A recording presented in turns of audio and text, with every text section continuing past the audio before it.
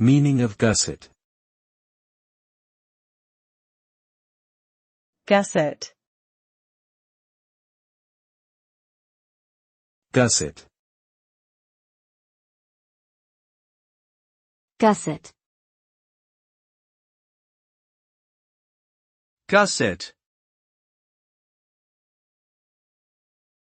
The term gusset can refer to a variety of things depending on the context, but generally it describes a triangular or diamond-shaped piece of fabric or other material that is added to a garment or item to provide additional strength and support.